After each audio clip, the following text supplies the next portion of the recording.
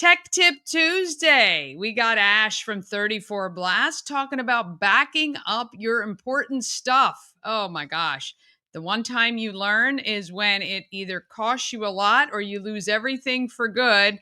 So he's going to let you know things you can do to back up your good stuff starting today.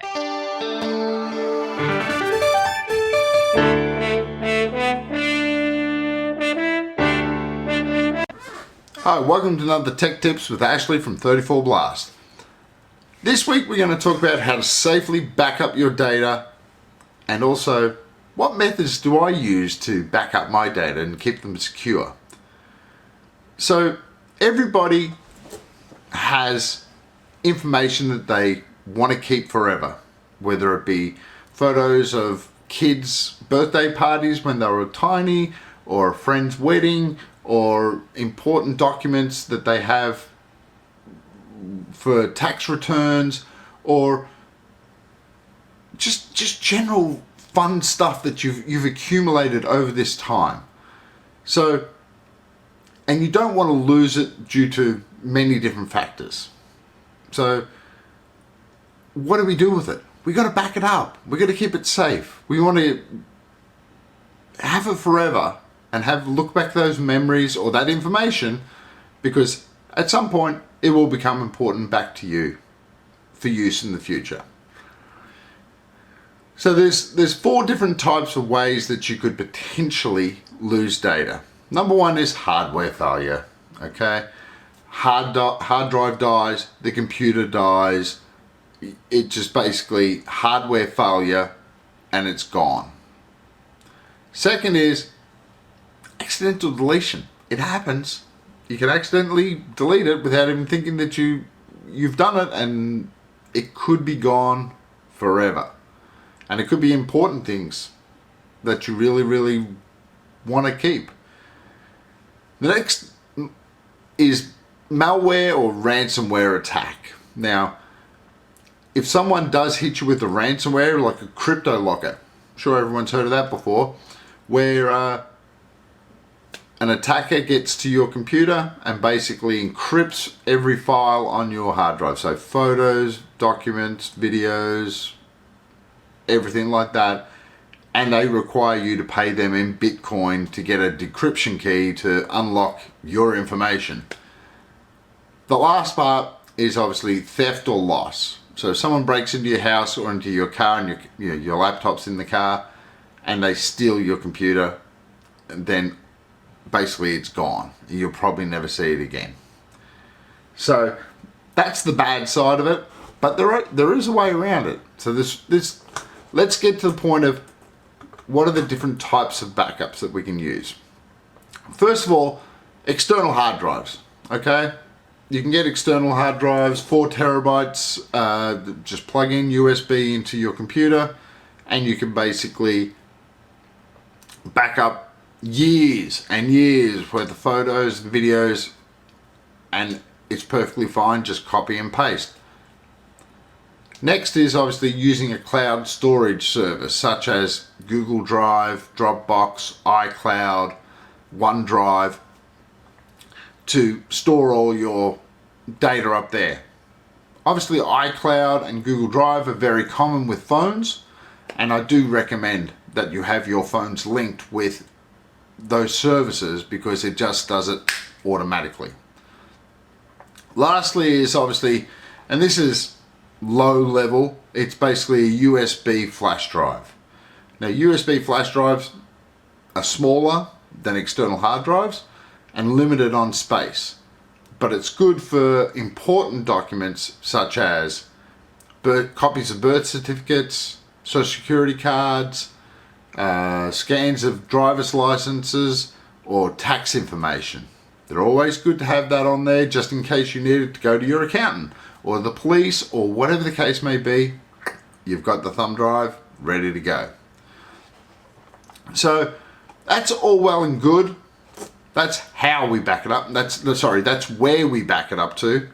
How do we back it up?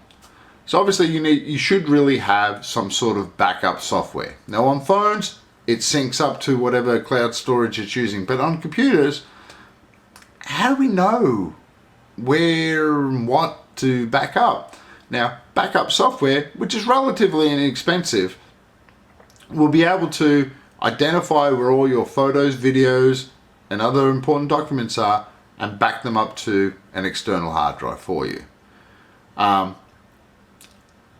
Plus, it also does it on schedule, which is really handy because, you know, if you're like me, I don't always have time to remember to do it, but the backup software will automatically do it for you and keep versions of and update versioning of all the different stuff that you're backing up. So it can do it as regularly as daily, or it can be weekly. I don't recommend going more than a week because things change. Sometimes they don't, but sometimes they do. I prefer to do it weekly because then it will keep everything nice and safe and organized. So as part of that, I would also recommend organizing your files into a nice, secure, formatted folder structure so that it's easy to come back with if you do need to restore them back.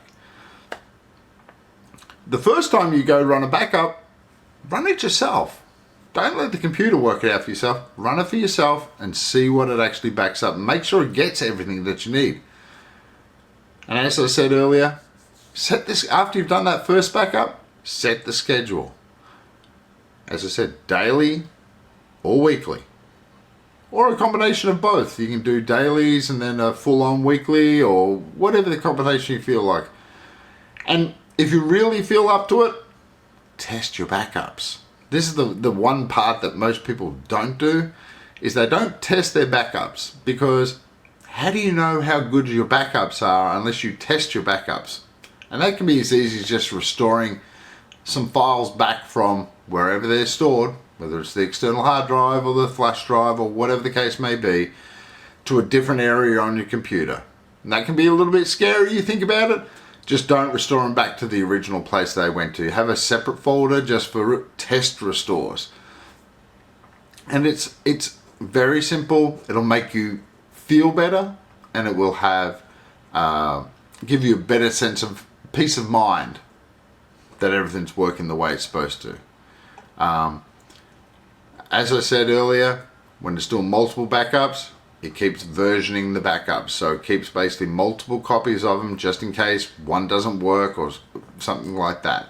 And I mentioned in another video earlier, always keep your backup software up to date, because when they update software on the backups or update patches, it will make it more efficient to back up. Now, for most people, we're talking maybe a few hundred, 100, 200, 300 gig worth of photos, but they're important. That's your history, that's your memory, for me, being older, to remind me of where I was, and I like to look back on them from time to time. But backups are important, and everyone should start getting used to make them secure. I don't like having to tell someone that brings a computer into me and says, I can't, my computer died, my hard drive died, and they go, it's got all my photos on there from my grandkids and all that sort of stuff, and it's like, have you got a backup? And they say, no. So I will try and do everything I can to get it back. There are specific companies external, away from me, that are specifically designed to basically do data retrieval, but it can be expensive, where it starts at $1,000 for, I think it's for 1 terabyte, or maybe more actually. But they specifically have clean rooms to be able to pull apart the hard drive and extract the data. I have used them in the past before for some of my clients, but it's an expensive lesson to learn for something that can be very simply prevented. So I hope that's helped. If you have any questions, put them in the comments. And above all, keep your data safe and keep it backed up. Have a good one.